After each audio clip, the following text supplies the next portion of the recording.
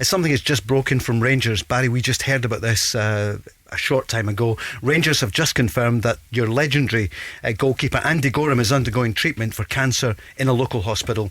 Club officials are in regular contact with Andy and his family. So that has just come out at just after 5 o'clock.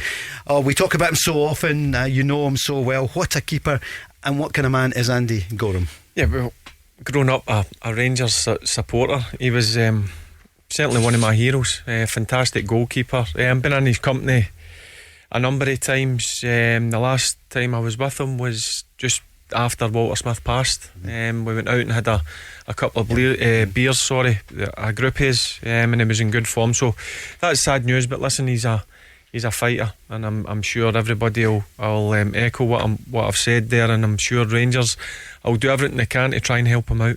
Mark, we saw him so many times in action. He was a phenomenal goalkeeper, one of the greats. It was brilliant. You know, the first thing that comes to mind is probably countless saves, but particularly one from Pierre Van Hooijdonk at Ibrox to his left hand side. It was a hell of a save. And I think Tommy Burns, Andy Goram broke Tommy's heart time after time after time after time. And not only that, obviously his spell at Rangers was an integral part of the 9 in a row era more than 20 years ago.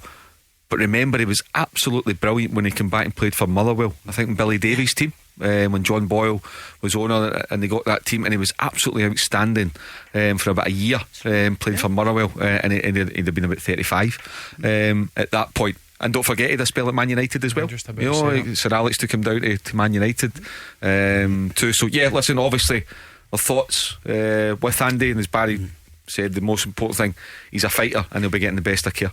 He will indeed, in hospital he's undergoing treatment for cancer that Rangers have just announced. They've released that news a few moments ago. So many, I was thinking that as well, Barry. I was thinking he was at Man United. It's things that you forget. But he was a top goalkeeper. I mean, I was only a young kid when I first went in, and I always remember, I don't know if you remember, he used to wear these big knee pads, and I would always look. I don't know how he could move in them. He wore them in both his knees, because his knees obviously were shot to pieces. He had problems, but I remember picking him up, because we obviously had to take everything up to the laundry. These things were like cricket pads.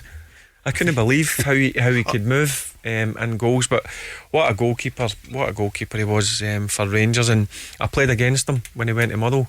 Mark was just mentioning he came to Ibrox a few times and played against us, and he was still a top keeper. And then he got his move to Man U, and he always says when he went into Man U, it was him and Roy Keane. They just didn't speak to each other. I wonder why. I wonder why. They didn't see eye to eye. I wonder why.